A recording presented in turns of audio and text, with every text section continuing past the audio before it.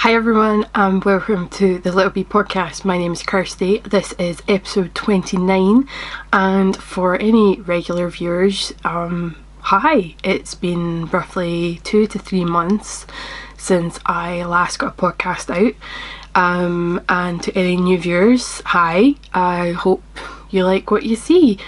My podcast is about knitting, the occasional bit of crochet, spinning, dyeing, sewing, basically anything crafty that I can get my hands on that I really enjoy. So let's jump straight in, shall we? So I have quite a lot of works in progress. I'm ashamed to probably admit how many I have, but I'm also more ashamed to admit that I don't actually know how many I have because I stopped counting a long time ago. So we're gonna kind of work our way through some of them, but to get the podcast off to a pretty decent start, I'm going to show some finished objects from the last couple of months. So the first one is one I'm particularly proud of, and some people say it's not really a finished object because it's not blocked, but hey ho, we can't all win at life and do fantastic things and do everything at once. It also still has all the ends not particularly sewn in. So yeah, this is the Briat shawl, or Briat shawl, that I was showing off in my last couple of podcasts. Finally got it finished. It's going to be absolutely massive when it's blocked. Let's see. Yeah, so you can see it's going to be a pretty large shawl, which is going to be awesome. And I cannot wait to wear it this winter.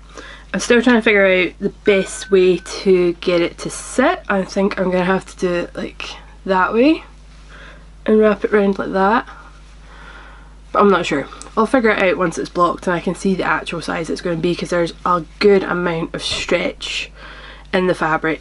And a wee close-up of those beautiful cables.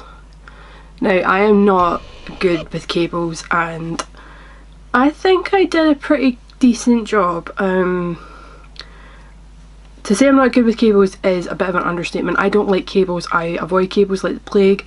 I will not pick patterns that have cables in them, and when I picked this pattern I didn't realise it was a cable. So it was very basic, very simple and very easy to memorise pattern once you get to the cable section, and it's going to be really nice when it's all blocked and all the points are put down properly.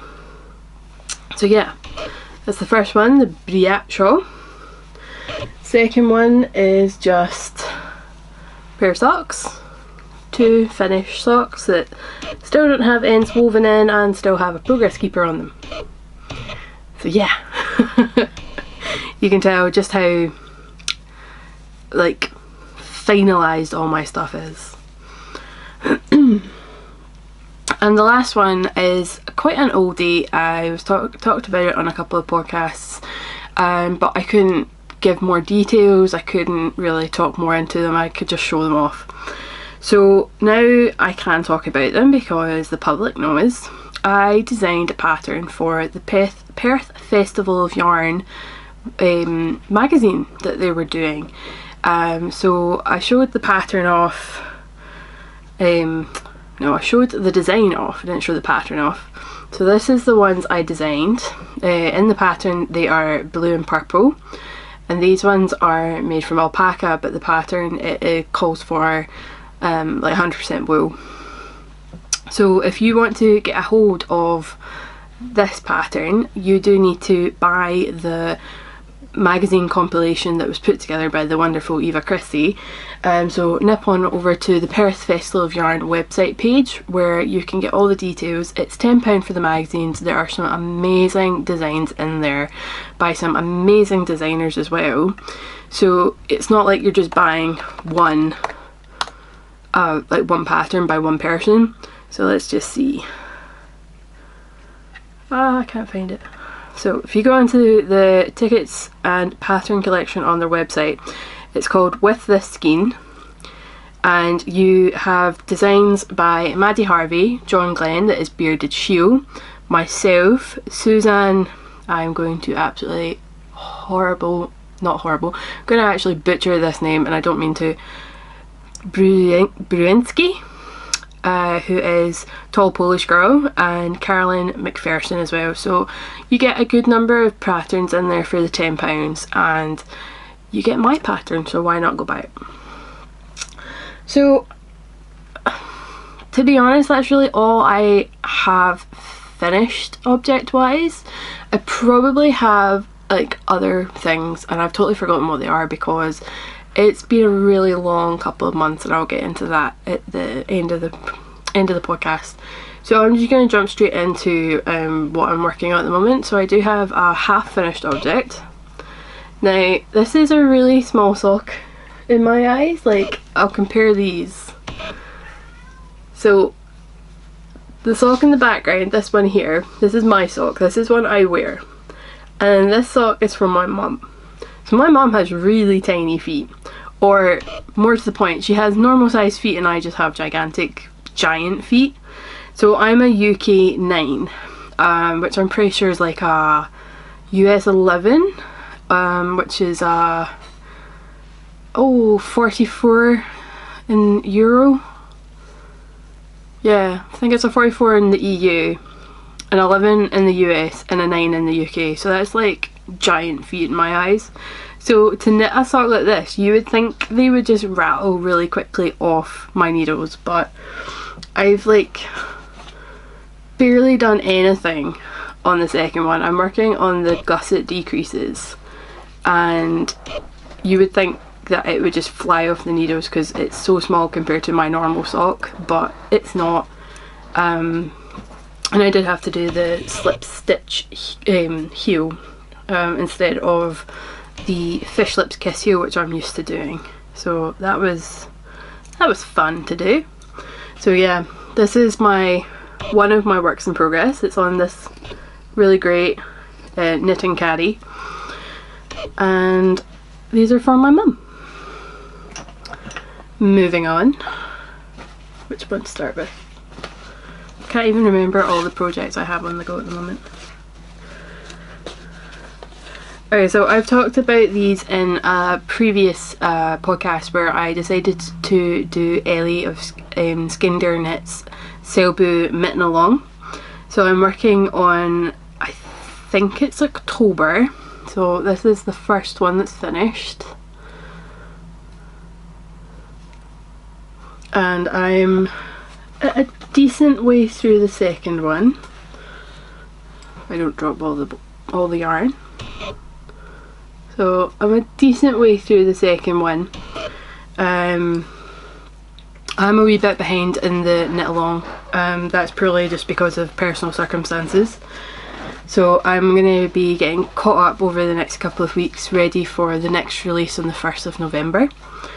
And the next project, which I'm really proud of, but it's taken a bit of a back burner, is my Sunset Highway shawl. Sunset Highway shawl? No, Sunset Highway sweater. Now, this was not started on my last podcast, so this is a brand new one that you've not seen any work on apart from anything I've put on my Instagram. So here it is. I am so ridiculously pleased with this. I've never done colour work in a garment of clothing before, so I've only done colour work in the likes of mittens and hats, and I don't even think I've done colour work in a scarf. I've done double knitting, but it's not finished. So I'm working with a good selection of colours, and I can go through some of them. I can't go through all of them. Oh no, maybe I can go through all of them. So I have finally figured out a way to keep my yarn and my labels together. So if you look in the centre there, that scrunched up bit of paper is actually my label, my yarn label.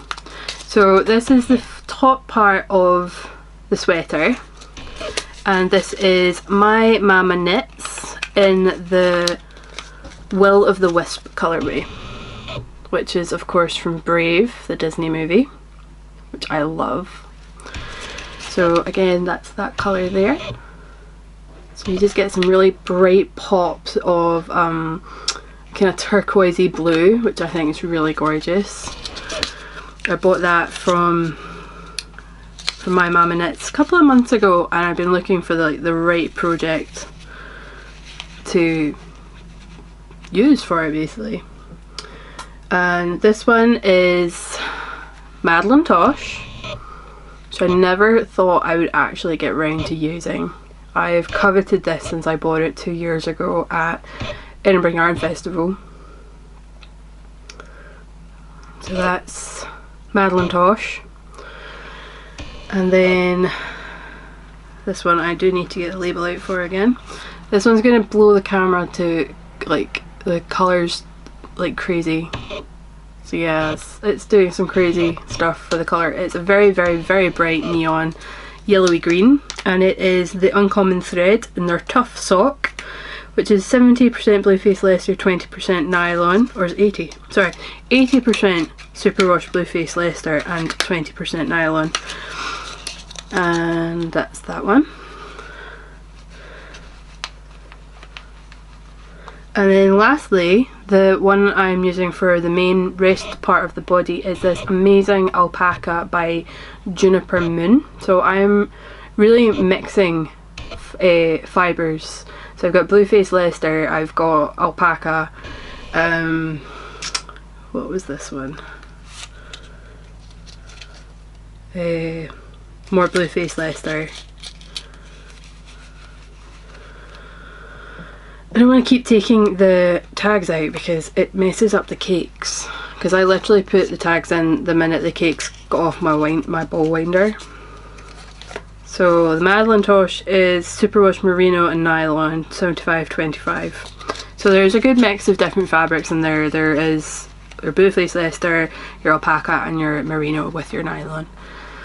And I'm not too bothered by that. I know a lot of people would be like, no, no, no, you need to stick with the same fibre for the whole sweater. Like, why? Why do I need to stick? Like, you can't, they go so well together. Why should I not have picked what I wanted?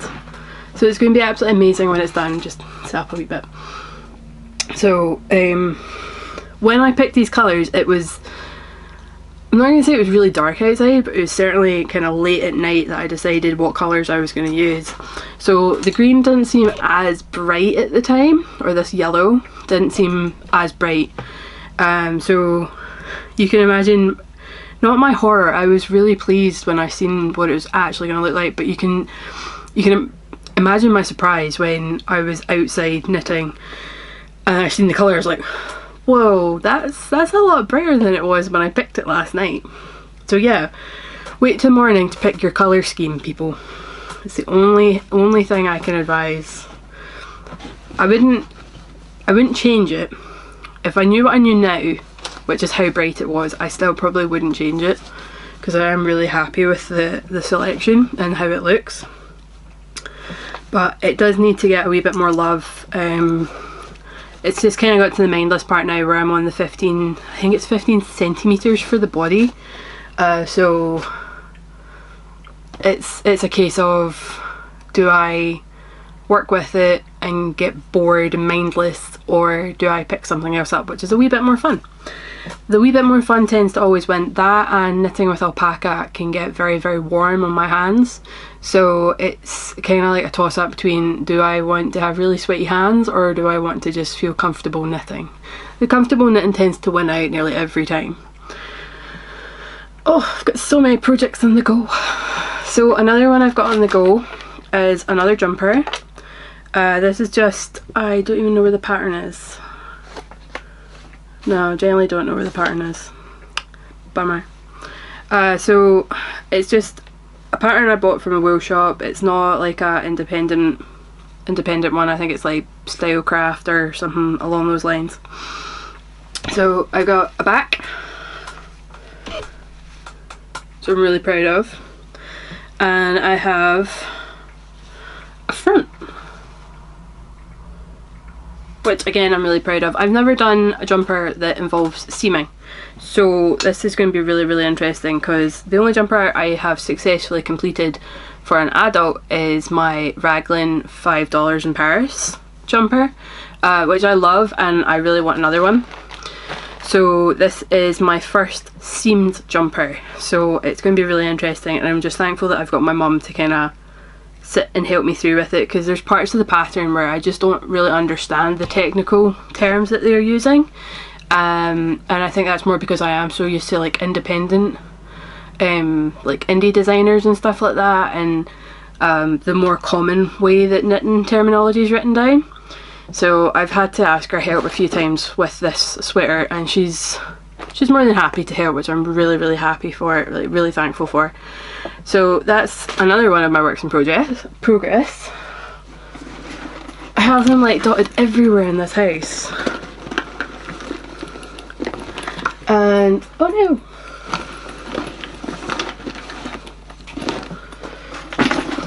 And then another work in progress at the moment is one I take with me pretty much everywhere.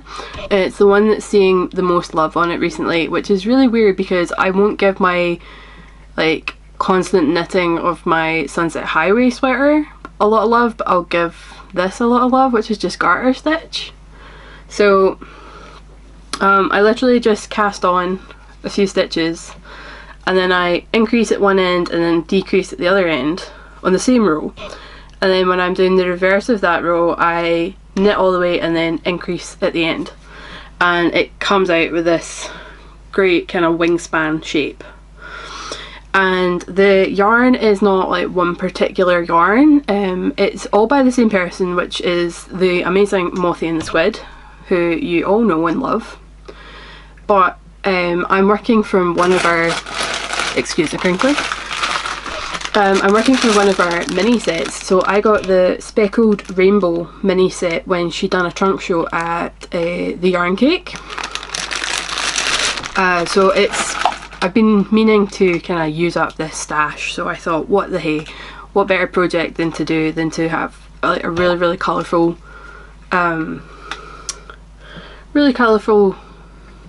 neck warmer, shawl, scarf, is that what we call a scarf? Scarf.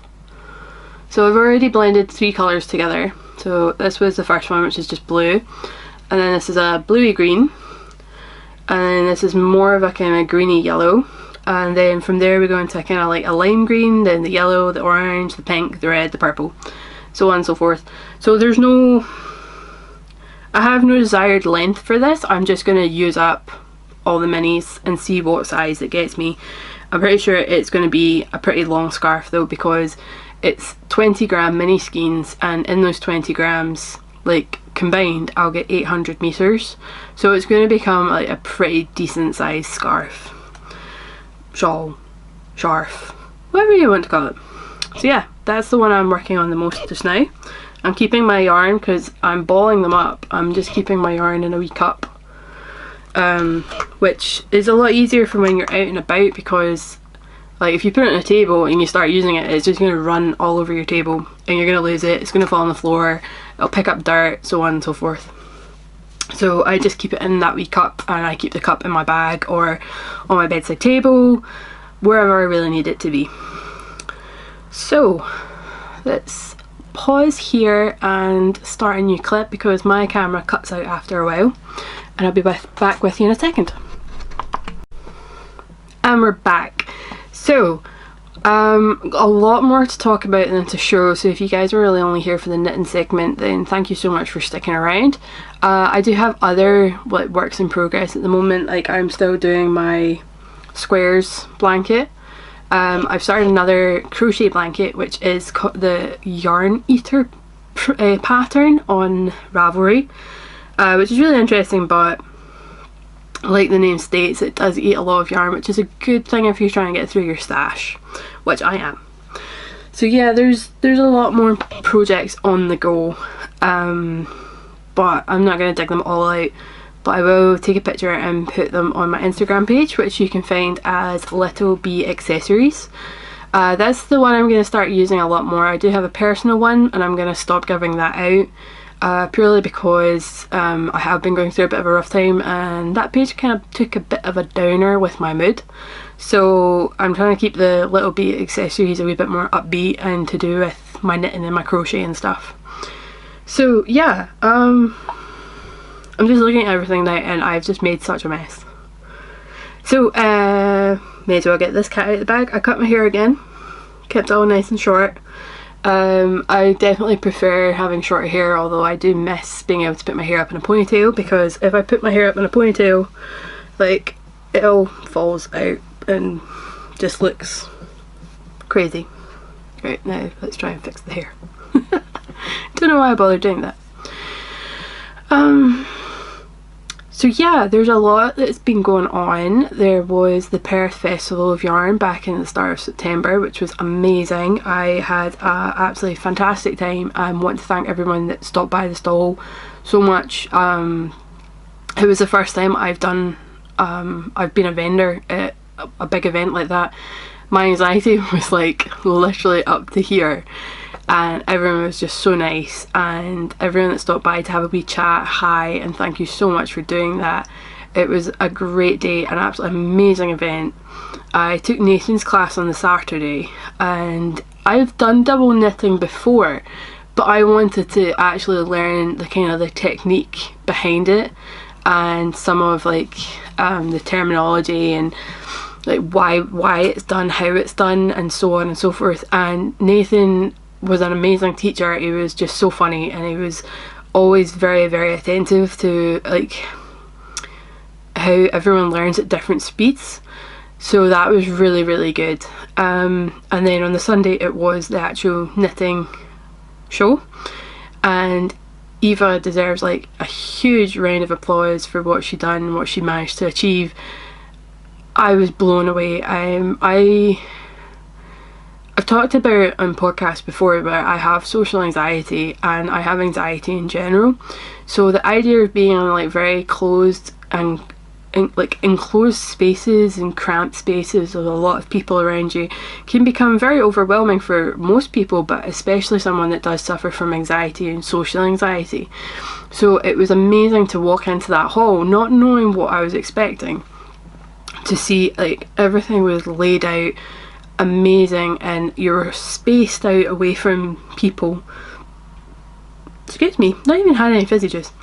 You're really spaced away from people, which was fantastic because it allowed people to come up to your stall and not kind of walk past and go, oh, I can't get in, so I'm not even going to try. So it was a really, really great day. I'm not basing it on how much money I made, but that obviously did help. I'm basing it on the fact the number of people I've managed to connect with from that event. The likes of Becky of Ovis Yarns. I've got it upside down. Ovis Yarns. This is still the kit I need to make. I got the main yarn, but the yellow I've had to replace with the green, because by the time I got round to our stall, all the yellow mini skeins were gone, which was fine. So I went with this amazing colour. I can't wait to make it. So here's the actual skein. Oh no! Sorry, I'm dropping things. So this is the actual skein of yarn, and this is going to be my mini skein for the segments in between. So it is Ovis Yarns. That's the badge. Here's the website, if it will load. And you can find them on Instagram as well. There's the pattern in here as well, but I'm not going to show that off because you gotta pay for that. Right, hang on. So it was amazing the amount of people like you get to connect with at events like that. I'm still in contact with Becky. I've actually managed to secure one of the spots for one of her like monthly mini skein sets, which is going to be really, really cool. And I also managed to speak to the amazing creator behind Gamercraft, and like so many people. I'm terrible with names. Like most people that know me know I'm absolutely horrendous with names, but I'm really, really good with faces. So all I can say is just thank you so much to everyone that stopped by my stall and bought something, stopped by the stall just to say hi, and a huge shout out to Aileen, of course, because she was just an absolute doll on the day. She helped my mum and I in with our stock, and she helped us out with our stock, and it was just so kind of her. So it was also just really, really good to actually finally meet her in person. And Helen was there, Tracy was there, obviously Eva was there. I met Rosie, Sia, Pip, Nathan was obviously there, John Bearded Shields was obviously there. Yeah, it was an amazing experience. I would certainly do it again, and I'm certainly signing up for next year's event as a 2-day event, and I'll hope to have a lot more stock. Hopefully. So yeah, the next event that took place was an event that I actually arranged myself. It was the Glasgow Craft Meetup, so it wasn't just necessarily for knitters, but I think everyone there was actually a knitter, so that was pretty cool. Although Marcus was crocheting, so that was always cool. I love crocheters. There needs to be more crocheters in the world. So it was amazing to have everyone turn up for that event, and we managed to raise, I think it was £80 for, oh my god, I should have actually wrote all this down. I never ever podcast from show notes, like ever. Sorry, I'm jumping onto my Instagram page just to check something. It'll load so slowly when you need it for something. So yeah, we raised £80 for Cancer Support Scotland, which is a charity that was recommended to me by Audrey, who I also met at Perth Festival of Yarn. It was lovely chatting to her. She was wearing a crochet top, and I couldn't help but admire the crochet top. It was amazing, but I couldn't also help but admire the seam work. I cannot seam crochet to save myself. I just kind of wing it, and it looks horrible, it feels horrible. So she was really, really kind and kind of talked me through the, like, I'm not sure if it would be the right way to crochet, but it certainly seemed like the smartest way to crochet, because you say the right way to crochet and there's always someone that goes, no, that's not the right way, this is the right way. So I don't really think there is a right way and a wrong way, but every way I done it seemed wrong. So she really helped me with directions on how to seam crochet, which is really good because I've got the blanket to obviously seam up. But yeah, so a whole bunch of people showed up for my craft meetup in Glasgow on the 8th of October, and I was absolutely blown away by the number of people that turned up. Like Sia, Pip, Marcus, Eva, Aileen, Michelle, did I say Marcus already? I'm not sure, I can't remember. Charlotte showed up, Helen was there, my mum was there, and did I say Aileen? Oh my god, I'm so bad at this. And the amazing Carrie Westerman turned up, which I was not expecting, and I looked like an absolute doofus because I didn't know who she was, and everyone was just like, oh my god, I can't believe she's here, like blah blah blah, and I was just like, who, what, where, what, like, and then everyone's like, Kirsty, that's Carrie Westerman. I was like, yeah, and? So it took me a while to twig. Like I say, I am terrible with names, good with faces, but apparently not hers. So yeah, it was a really great event. We raised £80 for Cancer Support Scotland, which is still to go in as a donation. Thankfully I can do it online, which is really, really helpful because I don't have a checkbook. It's just a pain in the butt. So yeah, that donation will be going in this week because I was still waiting on some PayPal payments from people for their raffle tickets, which all the goodies will be sent out this week, I promise. And then the next event to talk about is the Winter is Coming, which is a new event that Eva has put on, and it's going to be in Perth in the Salutation Hotel on the 12th of November, and I will be vending at this event again. So Little Bee Accessories will be there with project bags and yarn, and I think that's it this time around.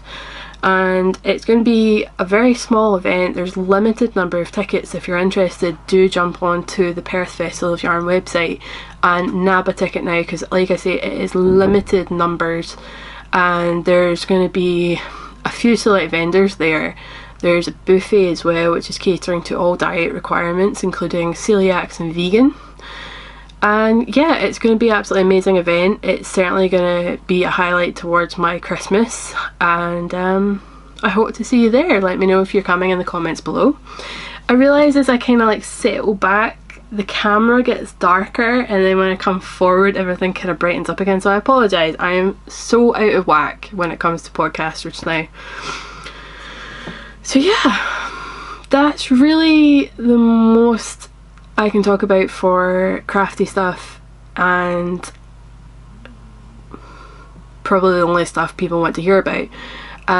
So if you want to kind of tune out now, if you don't want to listen to the next wee bit, which does get a wee bit kind of down in the dumps kind of moment, but hey ho, it's just to explain where I've been for the last couple of months.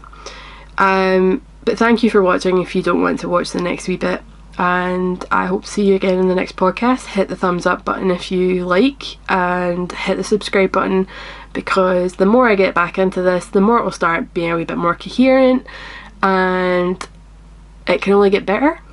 So yeah, thank you for watching if you're not going to continue the last wee bit of this podcast. For anyone that has stuck around, thank you very much. I'm not going to go into too much detail, but the reason I've been absent for so long is due to mental health problems.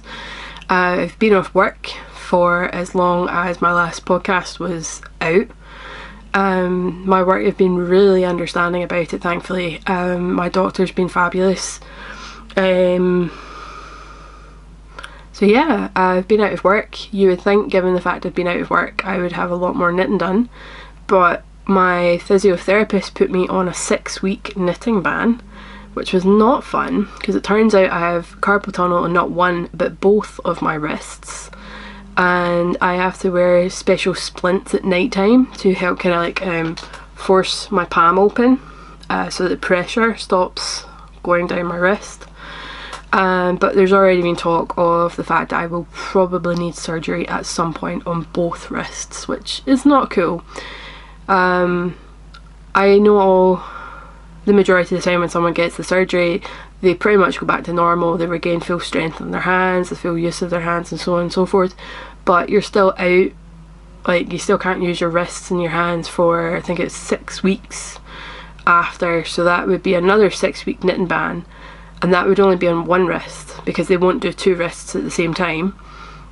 And then like 3 months down the line they would do the other wrist, and then I'd be out for another 6 weeks. So it's not desirable in any way.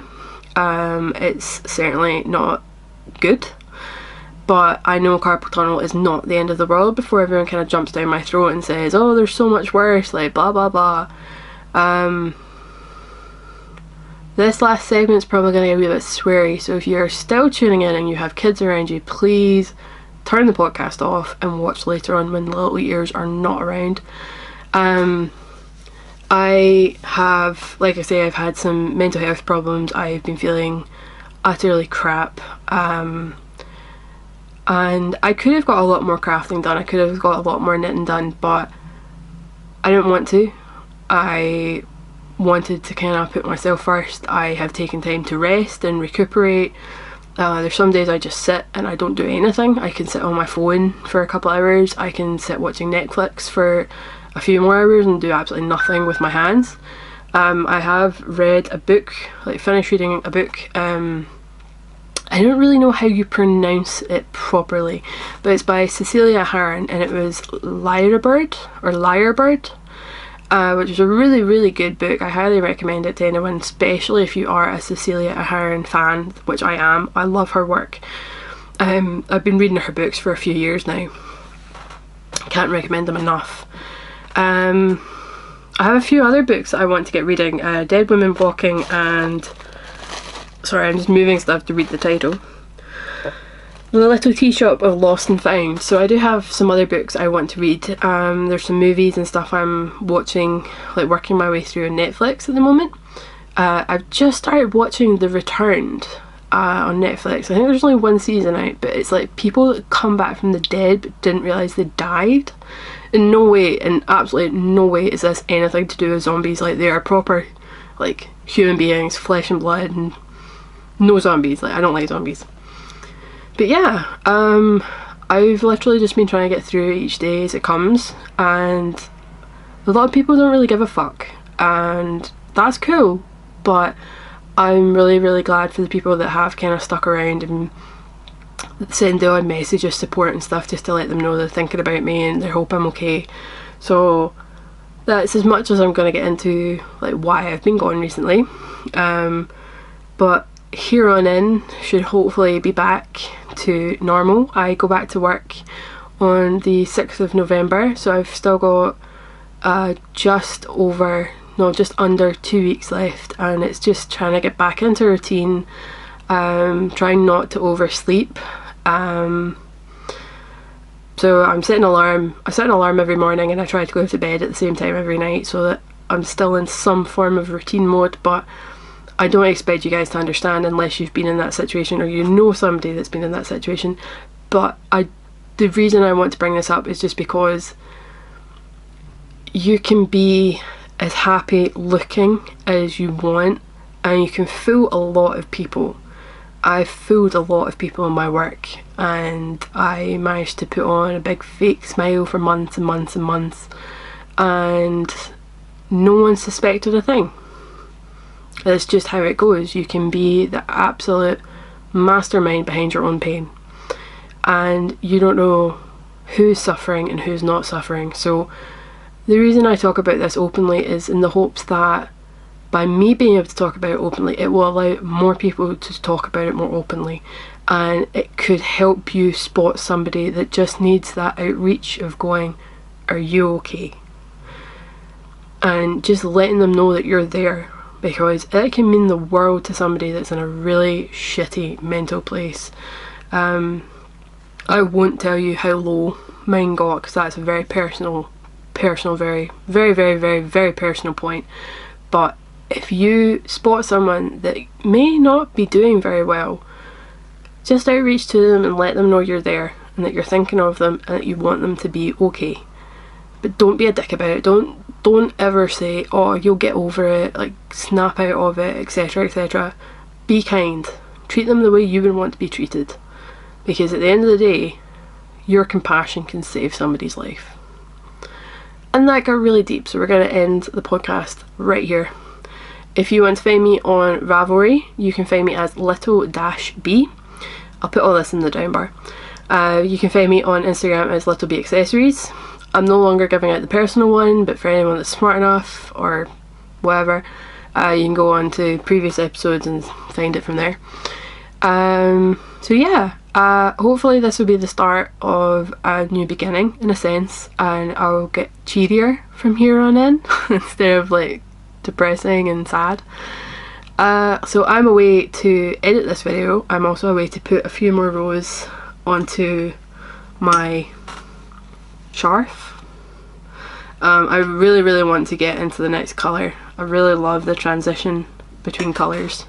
So I don't know if you can see it clearly, but you can when you zoom in. But I wanted it to look like a blend. I wanted it to look faded. So yeah, I'm away to tidy up my room, I'm away to edit this video, I'm going to go put The Returned on Netflix, and I'm going to chill out and eat pretzels and Nutella. If you haven't tried it, highly recommend it, guys. Just ordinary everyday salted pretzels and a jar of Nutella. I swear to God, you'll not regret it. Thank you so much for tuning into my podcast. I hope you enjoy. Probably don't, not exactly my best podcast to come back on, but hey ho, may as well be as real as I'm gonna be and not fake. So yeah, enjoy. I hope to see some of you at the Winter is Coming event in Perth on the 12th of November. You can find my stuff on Etsy. I'm under the shop name Little B Accessories. That will be closed in the next couple of weeks, ready for Perth. I have a whole bunch of new fabrics that I really need to get sewn up, so the bags will be going in after Perth, I reckon. So yeah, leave a comment, say hi, whatever. Thank you for watching. See you later. Bye. I've got a lot of beautiful supporters for Canada and Australia and New Zealand. Very nice.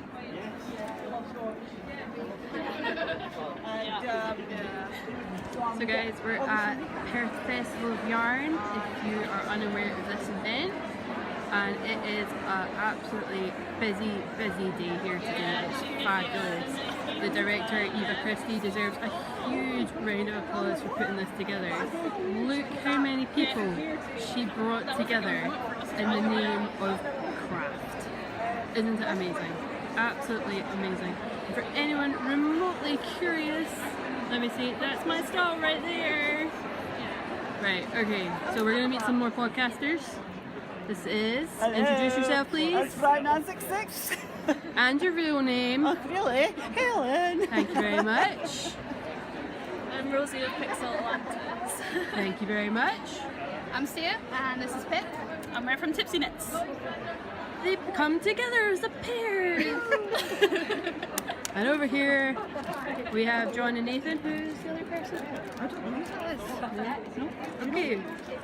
No? Anyone know who that lady is? She's a vendor, so. Oh, she's a vendor? Right, okay, I'll she's ask not a podcaster. Maybe a podcaster. She might, oh, well, I'm a vendor and a podcaster.